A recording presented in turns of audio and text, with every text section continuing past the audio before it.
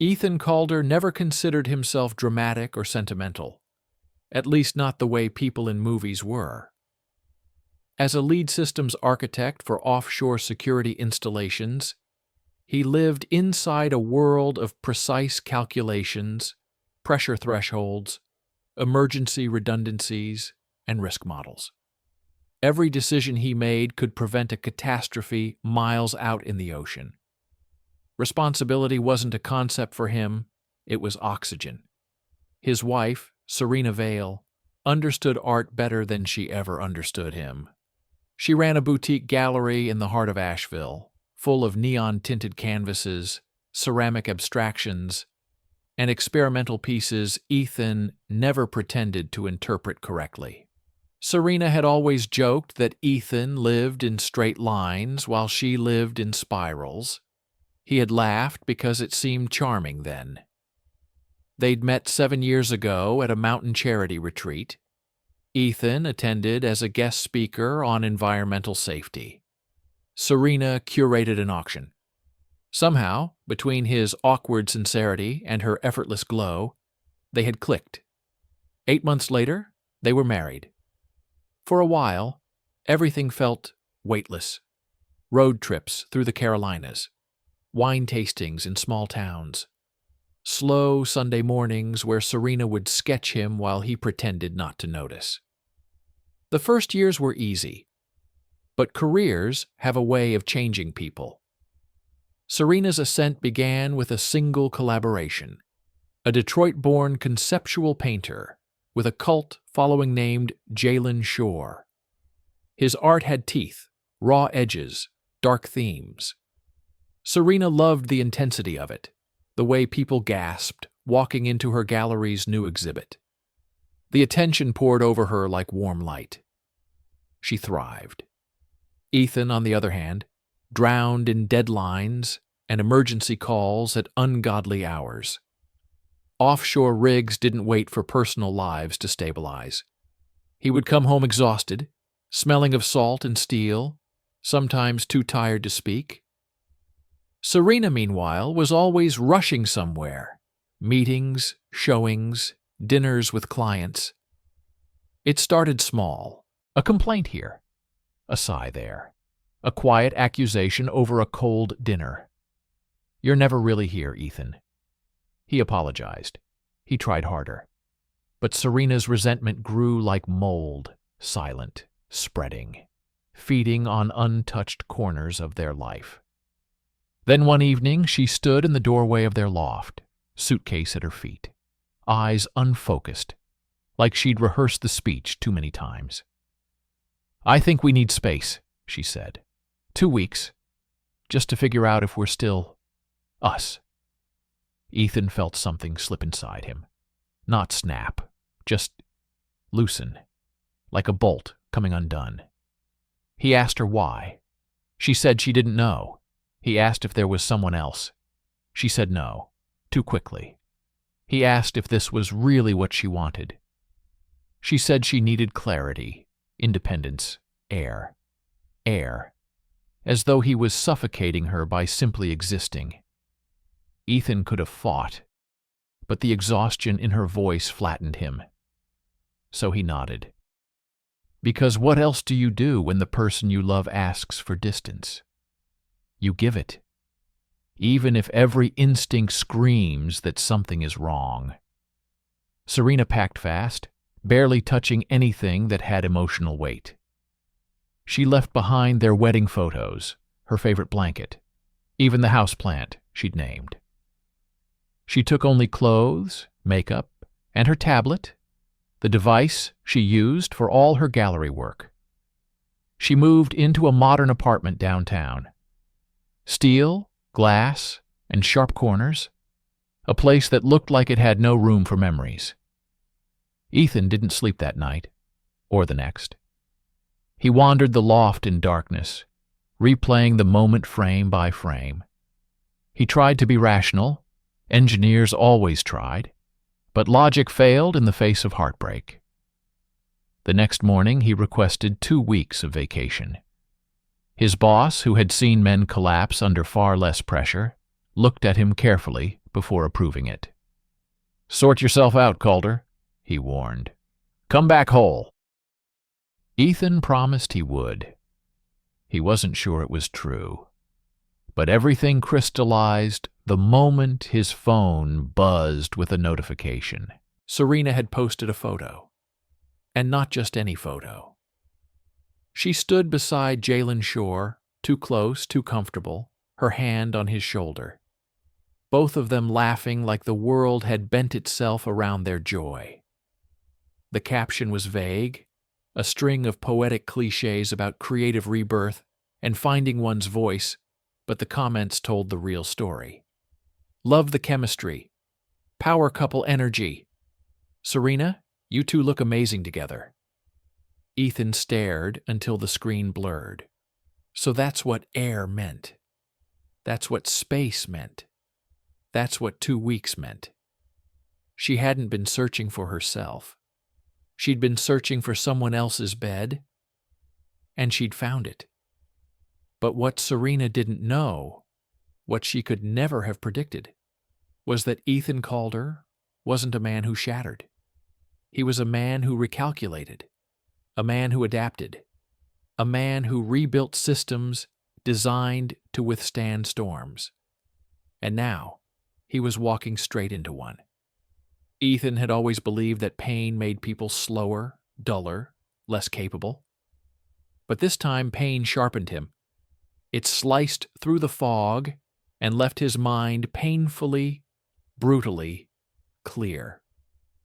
He stared at Serena's photo for a long time, not out of jealousy, but out of understanding.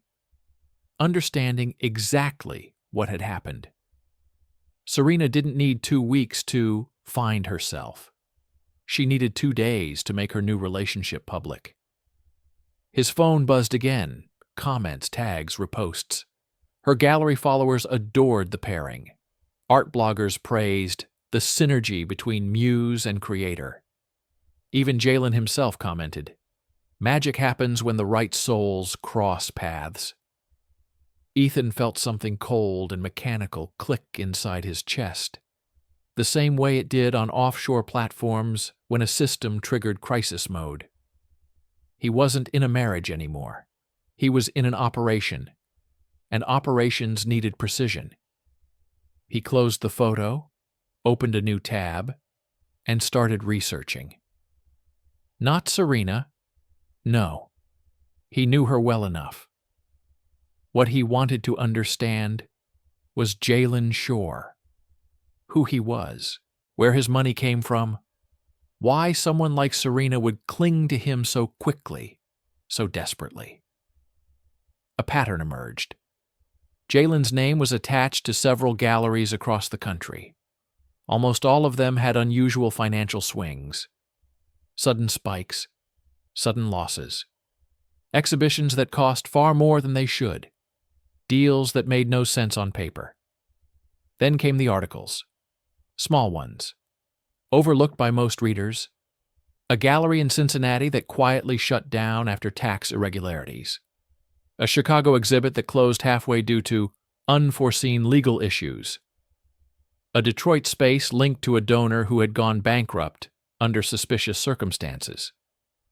Wherever Jalen Shore went, money moved strangely. And Serena had just stepped right into the middle of it. Ethan leaned back, breath shallow. He wasn't a detective. He wasn't a financial expert. But he knew systems. And he recognized a failing one when he saw it. He grabbed his phone and scrolled through contacts until he found a name he had added years ago but never expected to use. Victor Hale, financial forensics consultant. Victor picked up on the second ring. "Calder? Wow. Haven't heard from you since that rig collapse case." "I need help," Ethan said simply. "Bad. Bad enough that I'm calling you at 6 in the morning." Victor exhaled slowly. "All right. Send me everything." Ethan forwarded screenshots, links, and transaction histories Serena had left lying around without care. She never believed Ethan would look into anything. She had viewed him as too mild, too trusting. A mistake. 2 hours later, Victor called back, voice tight. "Ethan, this isn't small." I figured. "No, you don't understand. There's something large behind Shore's operations. Someone funding him. Someone powerful. These accounts don't belong to Serena or the gallery. They trace back to a shell foundation registered under a single initial." "What initial?" "T." Ethan frowned. "Just T?" "Yes. And whoever T is, they're hiding money. Millions." "Your wife's gallery is a funnel." His fingers tightened around the phone. "Is Serena involved knowingly?" Victor hesitated. "Ethan, the documents she signed weren't accidents, and some of them include your name, your signature." A beat of silence. "She forged it," Ethan said quietly. "Yes." Something inside him finally snapped, not violently, but decisively, like a steel cable breaking under pressure, cold, clean. Serena hadn't just betrayed him emotionally. She had betrayed him legally, financially, criminally. Victor cleared his throat. "You need an attorney. A good one. I already know who to call." Ethan ended the call and dialed another number he never thought he'd need. Martin Lowe, attorney, strategic, ruthless when necessary. When Martin answered, Ethan recited the facts without emotion. After a long pause, Martin said, "Meet me at my office in 1 hour. Bring everything." Ethan gathered folders, screenshots, financial statements Serena had carelessly left in drawers. He even printed the photo she posted. Not because of the image, but because of the timestamp. 2 days. She didn't even pretend to wait. At Martin's office, the attorney listened, expression unreadable. After reviewing the documents, he leaned back. "This is worse than divorce material," Martin said. "This is federal. Which means we're not just protecting your assets. We're protecting your freedom. If this blows up and your name is on certain documents, even forged ones, prosecutors won't care. You need to move strategically." Ethan absorbed it all quietly. Martin continued. "First, we lock down your accounts, every single one. Then we prepare divorce papers. You serve her before she sees any of this coming." Ethan nodded. "And one more thing. Whoever T is, they won't let this collapse without a fight." "I don't care who they are," Ethan said calmly. "I'm done being a pawn." Martin stared at him for a moment. "You're not the same man who walked in here 15 minutes ago." "No," Ethan said. "I'm not." He left the office feeling strangely weightless. The same weightlessness he felt years ago on a platform during a silent sunrise, when he realized he understood the machinery around him perfectly. Now he understood Serena's machinery too, and he knew exactly how to dismantle it. The first step was always containment. Martin Lowe moved fast for an attorney in his 50s. Too fast, Ethan thought, for someone who spent his life behind polished desks and glass walls. Within 24 hours, every account bearing Ethan's name was locked behind new encrypted access keys. Every joint asset was flagged. Every investment shifted into protected holdings. Serena had no idea yet, and that ignorance was Ethan's only advantage. While Martin handled the legal perimeter, Victor Hale continued digging through the financial labyrinth Serena and Jalen had entangled themselves in. Even for a forensic accountant, the trail was unusually convoluted. "Calder," Victor said during one of their late-night calls, "this isn't a gallery scheme. This is laundering, professional, systemic, coordinated." "Coordinated by whom?" Ethan asked. That's the strange part. Jalen's too sloppy to design something this sophisticated. Serena wasn't even a factor until recently. She's a pawn, a useful one, but still a pawn. Then who's the player? Victor exhaled. Everything points to that name again. T. Nothing else. Just a letter. But the accounts under that initial? Ethan, we're talking about someone with reach? Someone with connections. Cartels? Ethan asked. No, too artistic, ironically. Too careful. Organized crime? Possible. But look, the patterns, the fund transfers, the timing. It feels like someone with institutional access. High-level banking knowledge. Ethan's mind connected the dots slowly, like a complex blueprint assembling itself. And Serena's gallery is just one of the outlets. Yes. And with her signature and your forged one, she's legally tied inside the network. Ethan rubbed his temples. If this explodes, she'll be implicated. Victor hesitated. Not just implicated. She'll burn. 3 days after Serena walked out, she called him for the first time. He didn't answer. Then came texts. Short at first, then longer, then frantic. Ethan, can we talk? Ethan, please, we need to clarify things. I miss you.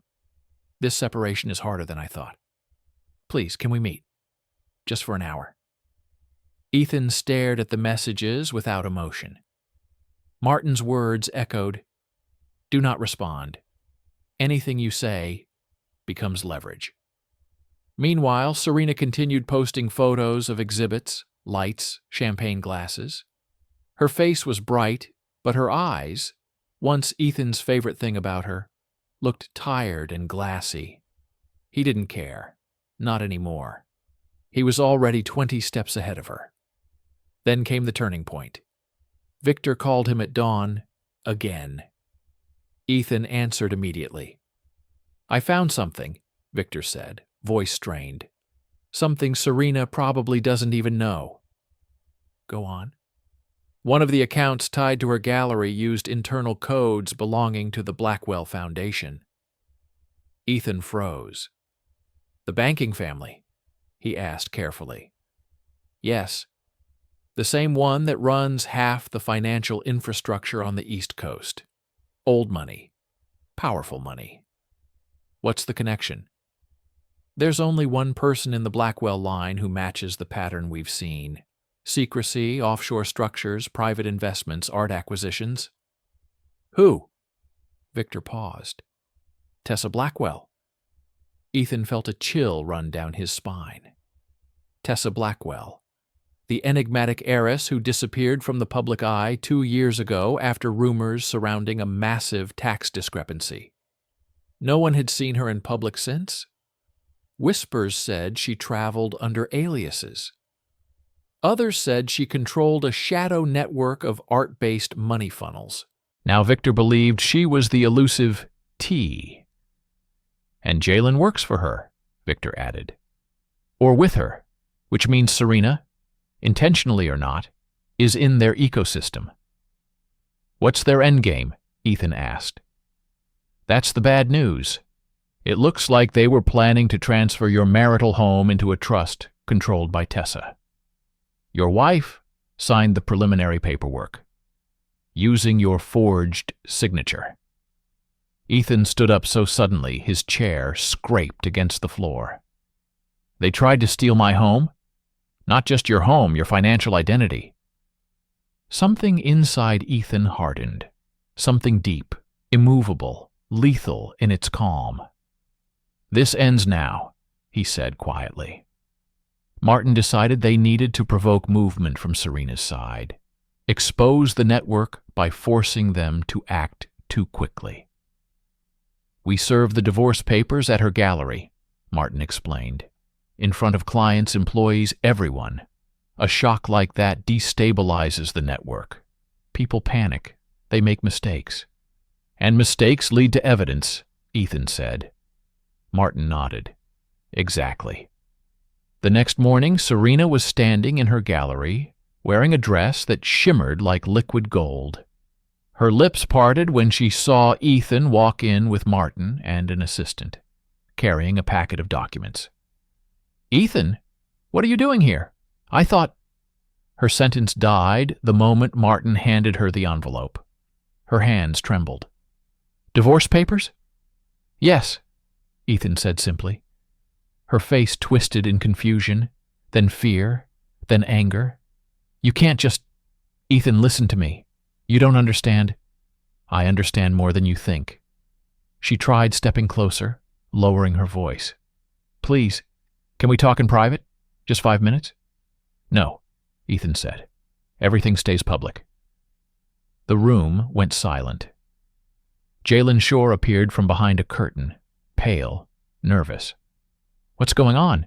he muttered toward Serena. She shot him a furious look, not at the situation, but at the fact that he wasn't helping. Ethan studied them both with detached interest. They looked like two children caught with their hands in something dangerous. Perfect. That night, Serena tried again. She showed up outside Ethan's building, pounding on the door until neighbors complained. "Ethan, you're ruining everything. Just open the door." He watched her through the peephole, hair messy, mascara smudged, desperation raw. He didn't open. Instead, he texted Martin, "She's spiraling." "Next phase?" Martin replied instantly. "Yes. We strike tomorrow." Tomorrow arrived faster than any of them expected. At noon, Martin called Ethan with a cold, steady voice. "It's happening. The federal team is moving in on Jalen and Tessa. Victor confirmed the evidence trail. The arrest warrants are issued." Ethan felt an electric shock of grim satisfaction. "Where?" "Private airfield outside the city. They're trying to move crates. Money, art, documents, they're running." "Serena?" "We don't know yet." Ethan didn't think. He just moved. He grabbed his jacket, got in his truck, and drove. The airfield was a stretch of cracked asphalt under a bruised sky. Agents swarmed like a black tide. And at the center of the storm, Jalen Shore, Tessa Blackwell, Serena Vale. Serena stood between them, shaking violently, her eyes huge with terror. Not for Ethan, not for their marriage, but for herself. When the agents handcuffed her, she screamed, "Ethan, I didn't know, I swear." He watched her silently. Maybe she didn't know the scale. Maybe she didn't know the danger. But she knew enough. She knew she betrayed him.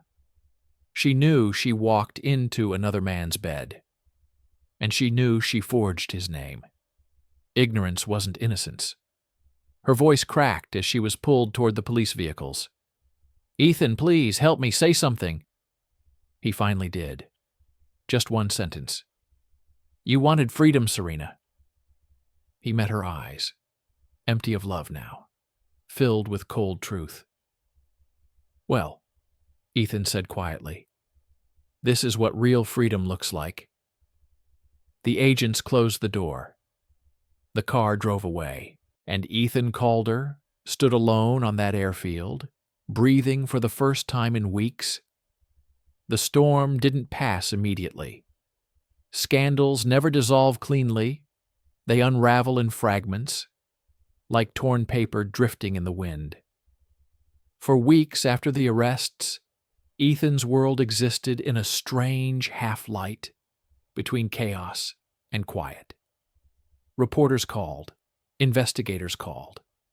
Martin Lowe handled most of it, but some conversations Ethan had to endure himself. Serena's name appeared in headlines. Art dealer tied to underground laundering ring. Heiress Blackwell arrested in multi-state fraud scheme. Painter Jalen Shore linked to offshore accounts. Ethan's name, mercifully, stayed mostly in the shadows. Martin made sure of that. But in the silence of his home, the home they once shared, Ethan felt a hollow space expanding like a slow internal ache. Not grief, not longing, something different.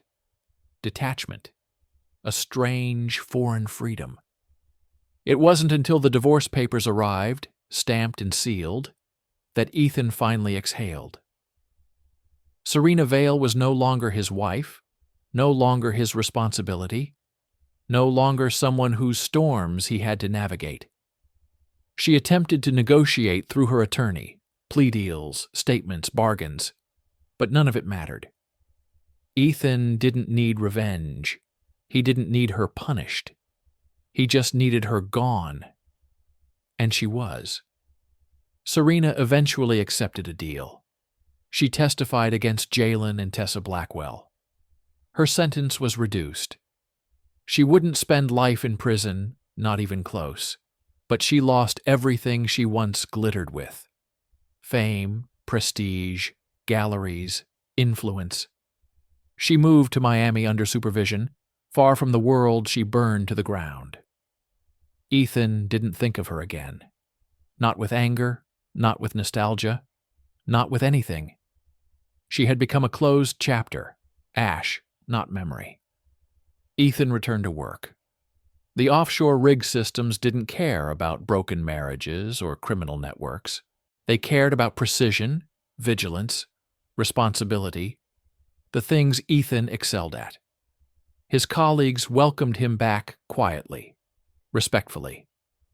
"Good to have you home, Calder," his supervisor said. "Take it slow. You've been through a war." Ethan almost smiled. "I'm through it." And for the first time, he meant it. He bought a small coastal house 3 hours north, cedar siding, salt-worn deck, a view of the ocean that stretched endlessly into the horizon. Every morning he woke to wind off the water, the sound of gulls circling overhead, and the slow hum of a world that finally made sense. He started sailing, at first alone, then with an elderly instructor named Rob Tate, whose sunburned face looked like carved driftwood. "You're a natural," Rob told him one morning as Ethan guided the boat through a sharp turn. "You don't fight the wind. You adjust to it." Ethan considered that. "That used to be my biggest flaw," he admitted. "Trying to hold everything still." Rob laughed. "That's not living, son. That's drowning."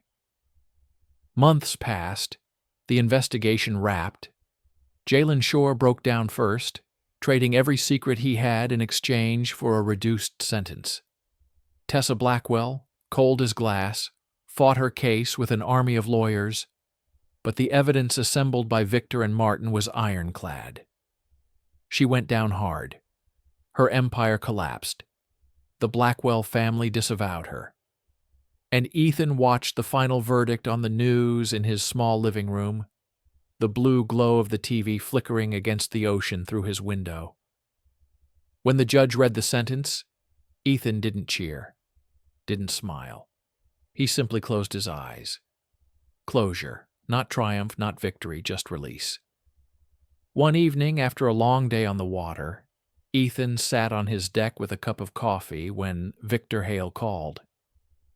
"Thought you'd want an update," Victor said. Serena's petition for early relocation was denied.